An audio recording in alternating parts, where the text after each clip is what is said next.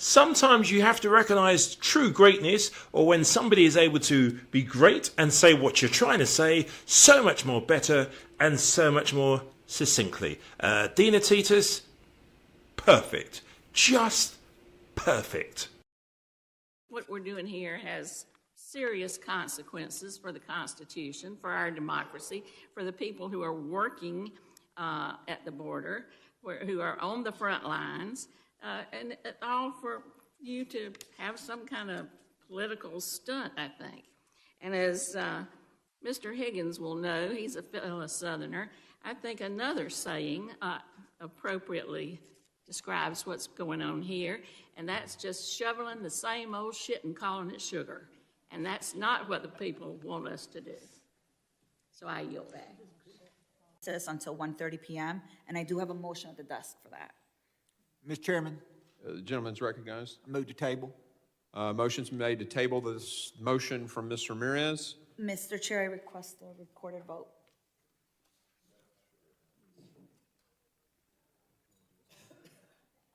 Yeah. All those in favor of tabling the motions will say aye. Aye. Those opposed, no. No. In the opinion of the chairs, the ayes have it. And the motion Mr. to Chair, table. I do request a recorded vote. Recorded vote has been requested. The clerk will call the roll. Mr. McCall. Aye. Mr. McCall votes aye. Mr. Higgins. Aye. Mr. Higgins votes aye. Mr. Guest. Aye. Mr. Guest votes aye. Mr. Bishop. Aye. Mr. Bishop votes aye. Mr. Jimenez. Aye. Mr. Jimenez votes aye. Mr. Pfluger. Aye. Mr. Pfluger votes aye. Mr. Garbarino. Aye. Mr. Garbarino votes aye. Ms. Green. Aye. Ms. Green votes aye. Mr. Gonzalez. Mr. Lalota. Aye. Mr. Lalota votes aye. Mr. Ezell.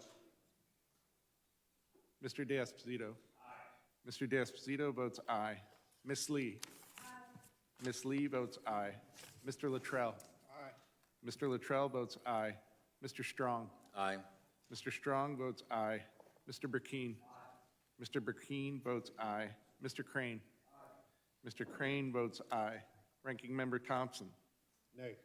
Ranking Member Thompson votes no. Ms. Jackson Lee. No.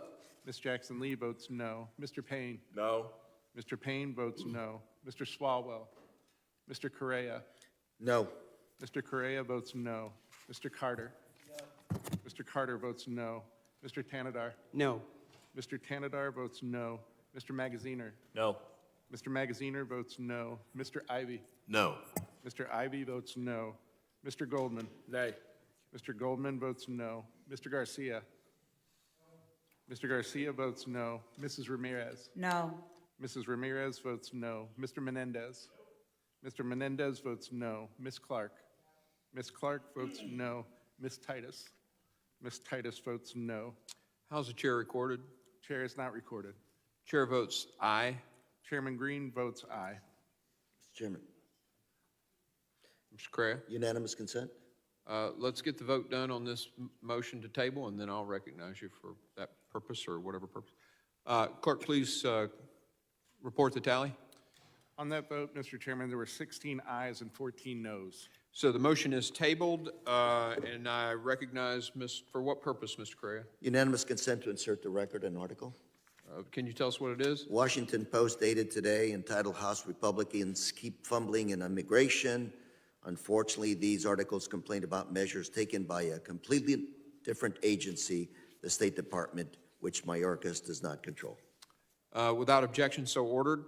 I now recognize Ms. Sheila Jackson Lee, the gentlelady from Texas, for 5 minutes on the amendment in the nature of a substitute. Mr. Chairman, thank you.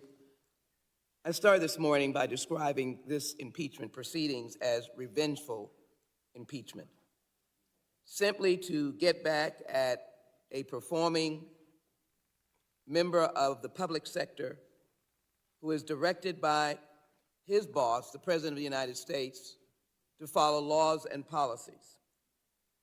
I say this to the American people because we pretend that our work here today and every day we come to this Congress, having taken an oath, is for the American people. There is no doubt that on this side of the aisle, there is a committed and dedicated concern to the idea of sex trafficking. Abhor it. Human trafficking. Abhor it. Any form of drug trafficking. Terrorism. There is no doubt that every member that I know on the Democratic side of the aisle has been engaged vigorously in fighting against these terroristic acts. Each and every one of them is a terroristic act to be trafficked, to be subjected to drug trafficking. All of these require the work together for the American people. Today, we are being fooled that work is being done against an individual for treason, bribery, or other high crimes and misdemeanors. The American people understand that that is not the actions that we are here for today. Revenge, vengefulness is why we're here. Otherwise, they would understand that Secretary Alejandro Mayorkas is an individual whose family fled the Nazis and then Cuba before arriving here in the United States. That is what he went through. He is the first immigrant to serve as head of the Department of Homeland Security. And yet, this committee seeks to suggest that he is violating the Constitution, when in essence, his freedom is based upon our Constitution. He did block the unlawful act of separating parents from children under the Trump administration. Maybe that's why he's being attacked. He did act as a federal prosecutor, not as, in quotes, a liberal activist, to be able to recognize that we should treat immigrants with dignity. He did act to be able to secure our ports and borders and enforce immigration laws, and he did act to fight for comprehensive immigration reform. But yet, we have two articles, one suggesting that he has willfully violated the law, and clearly, on the very case of Texas versus the United States in 2022, this was a court and policy decision. And coming from Texas, one of the few on this committee, going to the border more times than I can imagine, we have an actual standoff right now at the border between the federal government and one single state acting against the authority of the federal government, violating the law. And our secretary is being impeached, allegedly, for willfully violating the law that doesn't exist. That particular case indicated initially that the states in question, Texas and Louisiana, did not have standing. This is not a willful violation of the law when you have a secretary trying to step in to find space to do his job. The breach of public trust, where is the willful or habitual neglect or refusal to perform the duties of the office? Give him a law. Give him the Senate bill discussed, compromised, and voted on.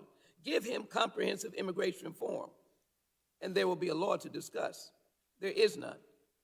This is a MAGA pathway of vengefulness, of repeating what a presidential candidate is asking you to do. To the American people, this is not what you're asking us to do. You're asking us to have an administration that works. And so the secretary has said this administration has removed and returned or expelled more migrants in 3 years than the prior administration in 4 years. Since May 12, 2023, DHS has removed or returned more than 500,000 individuals, the vast majority of whom crossed the southwest border. Total removals and returns since May 2023 exceed removals and returns in every full fiscal year since 2015. Mr. Chairman. Gentlelady's time has Mr. expired. Chairman, let me conclude by simply saying. The gentlelady's time has expired. I made it very clear at the basis beginning on that we were these going to stick to articles, the Mr. 5 Chairman, minutes. I'd like to So respond. the gentlelady is not recognized. I now recognize Ms. That there's no basis for this impeachment. And I want to take a moment to correct the record on a couple things. I've heard my Republican colleagues claim that Trump secured the border and somehow President Biden opened it. Let's be clear and review the facts. The spike in migration started under Donald Trump. Border Patrol apprehensions actually tripled in the last 8 months of the Trump presidency, rising from more than 21,000 in May 2020 to over 71,000 that December as he was leaving office. So the migration spike started under Donald Trump, and we should make that very clear. Now, today, Secretary Mayorkas is also dealing with the fallout of historic crises happening across Latin America. Venezuela has completely collapsed and is in crisis. Ecuador is dealing with a historic gang crisis. Cuba and Haiti are also facing enormous challenges as well. The whole region is struggling to recover from extreme weather, droughts, and COVID-19. Meanwhile, a historic economic recovery in the U.S. has created a demand for workers. Now, all of this impacts the border. But we know that's not all. The majority blames Secretary Mayorkas for his policies for the surge of people coming here to seek asylum, but they won't accept any legislative proposals or funding to deal with the problem when the president and the secretary offer them.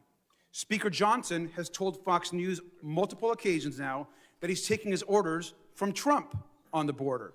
And he just said recently, as of today, that he won't even take up the Senate deal. Donald Trump speaks about immigrants with the same rhetoric that Hitler did, claiming that immigrants like me and my family, and I quote, pollute the blood of this country. He wants chaos, and he's admitted he even would like to see a recession happening this year. But I want to remind the public and the majority that Donald Trump... Will the gentleman yield? I will not yield. I want to remind the public that Donald Trump and House Republicans also have their own ideas for the border. So let's review the majority's border ideas that they've actually presented. Here they are. Donald Trump actually has said that he wants to build alligator moats along the border. That's one of his incredible ideas. Another idea that Donald Trump has promoted is he actually wants to electrify the border fence and maybe even put some spikes on the border. That's another Donald Trump and MAGA majority border idea. Another idea, which I'm not sure how well it would go, is he wants to actually bomb northern Mexico with missiles. That's another Trump idea. And finally, I think one of the ones that I think is the most grotesque is suggestions that instead we should maybe just shoot migrants in the legs as they cross the border.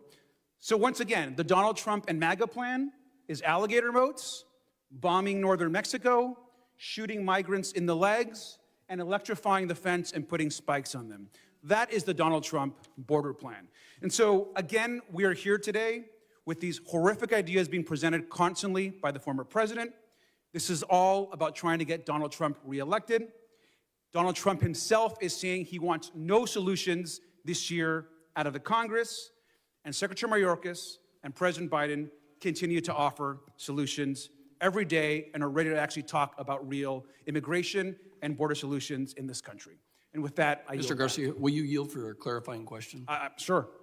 Can you clarify what you mean by the analogy that you just said that Donald Trump was Hitler? Well, when you say that you want to pollute, when immigrants are polluting this country, that to me, and the blood of this country, that is absolutely reminiscent of things that Adolf Hitler said. And in fact, his imagery, the way he supports white nationalism, the way he supports white supremacy, and those kind of comments are completely offensive to immigrants and hopefully to all Americans in this country. So just to be clear, you were drawing an analogy between Donald Trump saying he is like Hitler. I'm drawing an analogy that the rhetoric that Donald Trump uses is very much the rhetoric and the type of rhetoric that Adolf Hitler used. Gentleman's time has expired. I now recognize Mr. Pfluger for 5 minutes of discussion on the amendment and the nature of the substitute. Well, thank you, Mr. Chairman. You know, it's a sad day that we're here. I don't think anybody takes any pleasure in being here. In fact, this is really the last resort that our founders intended to use an impeachment as a check and a balance. I personally have wrestled with the appropriate congressional response to what has been a willful refusal to comply with the law, to adhere to congressional directives, and more importantly, to secure a homeland. The failure to secure the border has been so significant, so catastrophic, so egregious that Congress must now use its power to provide accountability. And we must be the check and the balance against such an extremely egregious breach of the public trust. You know, families around the country have lost confidence in the secretary, in the government, in the administration. I show you this picture right here of the Tambunga family. This is a button that the Tambungas sat right there when Secretary Mayorkas was testifying. The 71-year-old grandmother was killed. The 7-year-old granddaughter was killed by a human trafficker doing 100 miles an hour in West Texas, carrying 11 illegal aliens, evading capture, and tragically slammed into their vehicle, instantly killing them. For Maria and Amelia's sake, if not this effort, then what? She sat, the daughter of Maria sat with Secretary Mayorkas and said, this is not political, we want you to secure the border, and yet nothing has been done. We passed H.R. 2 in May of last year. When you go to the border, when you talk to Border Patrol, when you talk to ICE agents, what they tell you is that there are no consequences. That the Secretary has willfully refused to enforce the laws that are on the books. And I asked rhetorically to the other side, if not this effort, then how do you hold accountability? Do you think that this has been a success? We offer these articles of impeachment today, a willful and systemic refusal to comply with the law, an egregious breach of public trust, because we do take seriously our oath. We do take seriously the check and the balance. There's been 3 years that the other side has had to make a change, and they haven't. And this is the last resort, which is why this is a sad day. The other side is going to say this is policy difference. No, it's not. These are not policy differences. This is a debate. This is not a debate about taxes or spending. This is a debate about following the law, which the executive branch should be doing, and yet they're not. Do you remember the 53 people that were killed in a tractor trailer south of San Antonio in July of last year? They were locked up. A smuggler left them to rot and perish in a tractor trailer. That's what this is about.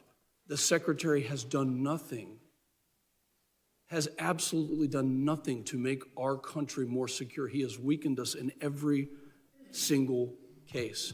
Will the gentleman yield for a quick question? Just a couple of weeks ago, Secretary Mayorkas sat right there next to Director Wray, and I asked a question of the 300 people who have matched the terror watch list. Director Wray, are there still people at large in this country that you know match the terror watch list, but you don't know where they are?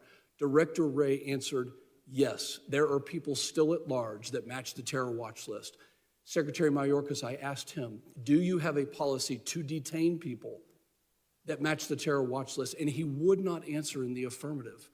That's why we're here today, because he has willfully refused time and time again to enforce the laws on the books. We've given many solutions. The Senate hasn't taken them up. It's this type of behavior that brings us here. Will the gentleman This yield is for an a question? extreme position. Will the gentleman yield position- for a question? No, I will not. My silence to you was the answer. The extreme position is that of my colleague completely disregarding a mother who was here just a few weeks ago that lost her kids to fentanyl. That's why we're here. I've got to think that on this other side of the aisle, that you think that this is a complete and utter failure to secure the homeland. That's why Republicans are here, and I hope that you will join in calling it out and doing the right thing. Mr. Chairman, I yield back. Gentleman yields. I now recognize Mr. Magaziner for 5 minutes on the amendment in the nature of the substitute. Thank you, Chair. We are here with real challenges at the southern border, and I wish that we were working on them together to solve them. But instead, my Republican colleagues are too focused on playing political games and not focused on working together to find solutions. Here's a quote from this morning from Punchbowl News. The impeachment fight again puts front and center House Republicans' unyielding appetite for political drama over actual legislating. think that sums it up pretty well. There is no constitutional basis to impeach Secretary Mayorkas. The Constitution is very specific. It states that the grounds for impeachment are treason, bribery, or other high crimes and misdemeanors. There's no treason alleged or mentioned in these articles, no bribery alleged or mentioned in these articles, and no high crimes or misdemeanors either. House Republicans are playing politics instead of working together to find real solutions. If we were working together to find solutions for the border, we could be voting today on President Biden's request for more funding for the border. His request, which would add 1,300 Border Patrol officers and 1,600 CBP officers. We could be working with the Senate to develop policies to address our immigration challenges. But instead, we are wasting our time on impeachment because securing the border is not a priority for House Republicans. Donald Trump's 2024 campaign is their priority. And you know it from the way that this debate has shifted over the last year. Originally, House Republicans were saying, we won't give a cent to Ukraine unless there's funding for the border too. The administration said, okay, and proposed $14 billion of funding for the border. And then House Republicans said, well, no, it's not money, we need policy changes. And the administration said, okay, and has been working with the Senate on policy changes. And now House Republicans just in the last few days have said, no, we don't want policy changes, we don't want money, we don't know what we want to beat Joe Biden in 2024. They keep changing their story about what they want because what they want is the political drama and not the solutions. The real truth here is that the President and the Secretary have taken steps to secure our borders despite House Republicans' attempts to obstruct them every step of the way. So there's two impeachment articles that we are being asked to consider today. And I want to make sure that everyone understands what these articles actually say. The first one says in a nutshell that the Secretary has refused to comply with the law because some of the migrants he has apprehended at the border have been released from detention while they are waiting for their claims to be heard. That's the argument of impeachment Article 1 in a nutshell, that he's refusing to follow the law because he's releasing a portion of the migrants into the country while they're waiting for their claims to be heard. Every administration has done this. Every administration has released migrants while they are waiting for their hearings. No administration has kept 100% of the migrants in detention because they did not have the resources to do so. Justice Kavanaugh said that in his opinion for the majority of the court. In fact, in the last 2 years of the Trump administration, I want to listen to this. In the last 2 years of the Trump administration, 52% of the migrants encountered at the southern border were released into the United States while awaiting their hearings. That is a higher percentage than during the Biden administration. The Biden administration has detained migrants coming across the border at approximately an 80% rate, which is the same as under the Trump administration. So Article 1 is trying to impeach the Secretary for doing what every administration before him has done, releasing a portion of the migrants, and in fact a similar percentage as the Trump administration, while they are waiting for their hearings, not because he wants to, but because Congress has failed to give the resources to do it, to detain them. Congress has failed to provide the resources, not just in this Congress, but over the last 20 plus years. And so that is why the Secretary has exercised his discretion, just as all of his predecessors have done. And the second article alleges that the Secretary lied to Congress, but doesn't actually say any fact or figure that he allegedly lied about. It uses words like secure, he said the border was secure, he said operational control, phrases which can be interpreted differently by different people. The case here is so thin on constitutional grounds that it's laughable. And what's really tragic is that this is wasted time that we could be spending to work together to actually fix the problem, as the administration is trying to do, as the Senate is trying to do. But instead, we are here debating these very thin, flimsy legal arguments for constitutional impeachment. And I yield back. Mr. Chairman. Gentleman's time has expired. Mr. Chairman. For what purpose do you seek recognition? I ask unanimous consent to enter the case that we're all talking about, United States v. Texas. That's number 22-58, decided June 23, 2023. Without objection, so ordered. Mr. Chairman, I seek For recognition. what purpose do you seek recognition? I ask unanimous consent to enter for the record from the Center for Immigration Studies titled "By Admitting Massive Numbers of Parolees, Mayorkas Seeks to Bypass and Subvert the Entire Lawful Immigrant Visa System." Without objection, so ordered. Chairman. Mr. Chairman? Mr. Chairman. I recognize Ms. Sheila Jackson Lee. Mr. Chairman, I ask unanimous consent to include in the record Article 2, Section 4 of the Constitution of the United States of America, which says the President, Vice President, and all civil officers of the United States shall be removed from office on impeachment for and conviction of treason, bribery, or other high crimes and misdemeanors. Without objection, so ordered. Mr. Chairman? Ms. Titus, for what purpose? Ask unanimous consent to enter material into the record. This would be a letter from the future Supreme Court Justice James Airedale's remarks at the North Carolina Ratification Convention, in which he explains policy differences and other matters of judgment are not impeachable offenses. Without objection, so ordered. No. Mr. Guest? No. Mr. Guest votes no. Mr. Bishop? Mr. Jimenez? No. Mr. Jimenez votes no. Mr. Pfluger? No. Mr. Pfluger votes no. Mr. Garbarino? No. Mr. Garbarino votes no. Ms. Green? No. Ms. Green votes no. Mr. Gonzalez? Mr. LaLota? Mr. Ezell? No. Mr. Ezell votes no. Mr. D'Esposito? Mr. D'Esposito votes no. Ms. Lee? No. Ms. Lee votes no. Mr. Luttrell? No. Mr. Luttrell? No. Mr. Luttrell votes no. Apologies. Mr. Strong? No. Mr. Strong votes no. Mr. Burkeen? Mr. Crane? Mr. Crane votes no. Ranking Member Thompson? Aye. Ranking Member Thompson votes aye. Ms. Jackson Lee? Aye. Ms. Jackson Lee votes aye. Mr. Payne? Aye. Mr. Payne votes aye. Mr. Swalwell? Mr. Correa? Aye. Mr. Correa votes aye. Mr. Carter? Aye. Mr. Carter votes aye. Mr. Tanadar? Aye. Mr. Tanadar votes aye. Mr. Magaziner? Aye. Mr. Magaziner votes aye. Mr. Ivy? Aye. Mr. Ivy votes aye. Mr. Goldman? Aye. Mr. Goldman votes aye. Mr. Garcia? Aye. Mr. Garcia votes aye. Mrs. Ramirez? Mr. Menendez? Mr. Menendez votes aye. Ms. Clark? Ms. Clark votes aye. Ms. Titus? Ms. Titus votes aye. How's Mr. LaLota recorded? Mr. LaLota is not recorded. Mr. LaLota votes no. How's the chair recorded?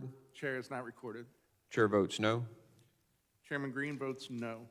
Clerk will, how is Ms. Garcia, or Ms. Ramirez? Ramirez. Ramirez. I vote yes. Mr. She Ramirez votes yes. votes aye.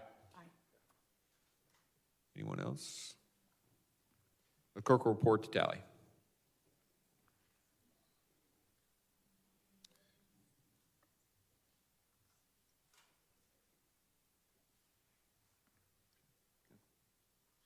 On that vote, Mr. Chairman, there were 15 ayes and 14 noes. The ayes have it. Mr. Chairman? Wait, the noes have it. Wait, say that again. Clerk, could you report that again? Apologies. It is 15 noes to 14 ayes. Okay, the noes have it. Mr. Chairman, I have a motion. I would move to strike Mr. Guest's comments about George Santos, given that the majority has now prevented entering into the record a document related to George Santos. The request is not timely. Well, it's timely now because you only rejected it right now. It's not timely. The gentleman's not recognized. I now recognize Mr. Higgins Chairman. for 5 minutes of his comments on the Thank you, Mr. Chairman. amendment. Chairman? When I first came to Congress, Mr. Chairman, I have the great honor of befriending the gentleman from Alaska, the Dean of the House, Don Young. I had the privilege of sitting next to Don for 5 years before his death. Don told me when I first came to Congress, he said, "Clay, if you want to understand this body, you have to understand a simple fact. He said the Republican Party is primarily a party of businessmen. The Democrat Party is primarily a party of attorneys. That's being shown quite clearly today. So let this old street cop give some of our fancy attorneys on the other side of the aisle a little history lesson. When it was first proposed to limit impeachments in the American Constitution to treason and bribery alone, Virginia Delegate George Mason pointed out that Hastings, who was being impeached at the time by Parliament, is not guilty of treason. Mason questioned the wisdom of limiting impeachment to those two offenses, arguing that treason is defined in the Constitution, as defined in the Constitution, would not reach many great and dangerous offenses, that attempts to subvert the Constitution may not be treason as defined, and that it's the more necessary to extend the power of impeachments. Mason then moved that the convention add maladministration to the impeachment power. Eldridge Gerry seconded the motion. Then James Madison argued that the term maladministration was deviated from the more commonly recognized phrase high crimes and misdemeanors, was so vague a term that it would be the equivalent to a tenure during pleasure of the Senate. Quote of Madison. Governor Morris agreed with Madison, at which point Mason withdrew his motion and substituted as grounds for impeachment, quote, bribery and high crimes and misdemeanors. Bribery and other high crimes and misdemeanors. The motion carried without any further discussion of the new phrase, which ultimately became part of the Constitution. Here's the bottom line. As historians summarize, the actions of the delegates of the Constitutional Convention stated that, in summary, through the early debates, every speaker referred to neglect of duty and misconduct in office as impeachable offenses. And after Madison objected to the vagueness of the proposed impeachment clause, Mason then moved to add high crimes and misdemeanors. This passed 8-3 and became the orthodox phraseology. The vote in favor of the compromise motion suggests that the delegates understood that the new terms included neglect of duty. The addition of misdemeanors to the list of offenses meant that the House of Representatives was permitted to charge officials with misuse of power and neglect of duty. As has been quoted by many scholars, specifically, the term misdemeanors in its original meaning carried with it less the sense of a smaller or less serious criminal law offense, which would be today's common usage of the word, and more the broader sense of misconduct or misbehavior, literally of not demeaning oneself properly, misdemeaning in the exercise of an official capacity or position. The breadth of the constitutional language employed as a standard for impeachment thus plainly embraces a range of congressional judgment extending beyond bare criminality as to what types of culpable official misconduct so amount to a betrayal of trust, responsibility, duty, or integrity as to warrant removal from office. And that's where we are today. Will the gentleman... My colleagues, no, I will not. You didn't yield to me, my brother. I don't My recall colleagues your across the aisle seem to say that it's acceptable that we've had 10 million illegal crossings in 3 years, that we've had pushing 300,000 Americans dead from opioid overdose. We're losing our country down there, and the man responsible for executing that policy is Alejandro Mayorkas. He will be impeached through this committee this day. Mr. Chairman, I yield. Mr. Chairman? Gentleman yields. Mr. Chairman? For what purpose do you seek recognition? I seek unanimous consent to enter into the record the actual notes from the Constitutional Convention on that exact point in which the framers rejected the maladministration, malpractice, and neglect of duty. Without objection, so ordered. Mr. Chairman? And if I might, this is the edited by Max Ferrand, the records of the Federal Convention of 1787. We just need the title on those. Mr. Magaziner, for what purpose? Mr. Chairman, I ask unanimous consent to enter an article to the record in which frequent Republican impeachment witness Professor Jonathan Turley states there's no basis for impeaching Secretary Mayorkas. The article is titled Homeland Security Chief Alejandro Mayorkas' failures are not impeachable, and it appeared in the Daily Beast. Without objection, so ordered. Mr. Chairman. I also ask unanimous consent. So ordered. I also ask unanimous consent to include in the record an excerpt from the book Impeachment by constitutional law professor Raoul Berger and the founder of the constitutional originalism that inspired Supreme Court Justice Scalia, explaining that the term high crimes and misdemeanors is a limited phrase that does not reach policy disagreements and was not intended to use for purposes like we have today. Mr. Without Chairman. objection, so ordered. Ms. Green, I ask unanimous consent to enter from the U.S. Department of Homeland Security on April 30th, 2021. DHS announces steps to protect border communities from wall construction. without objection, so ordered. Mr. Chair. Mr. Thanadar, what purpose? Mr. Chair, I ask unanimous consent to include in the record an op-ed published this morning by Norman Eisen, former impeachment counsel for the House Judiciary Committee and others, in which they point out that House Republicans have spent months searching unsuccessfully for a smoking gun in the Joe Biden impeachment investigations. Instead of admitting failure, they are now pivoting to another target in their frenzy to impeach anyone, no matter how baselessly, Homeland Security Secretary Alejandro Mayorkas.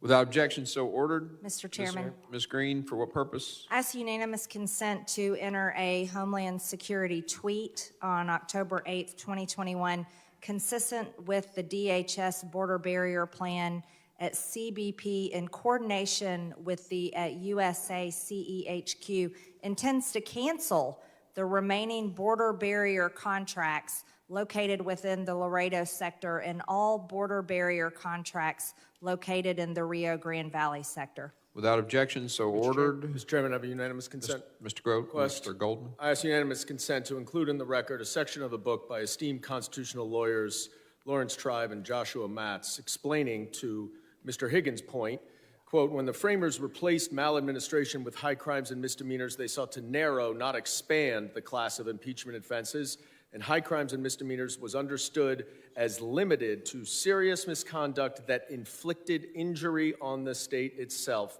Mason and Madison thus rejected a term that allowed impeachment for strong differences over policy and personnel.